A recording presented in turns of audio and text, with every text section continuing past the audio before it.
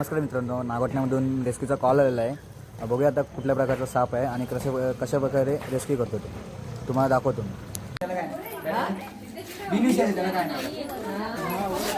चला हे करतो सर.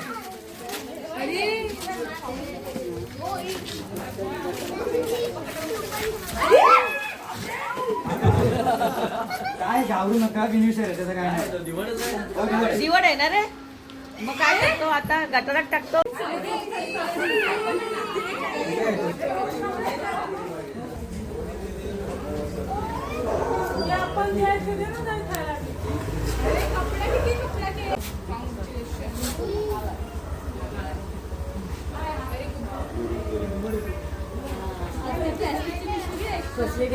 आई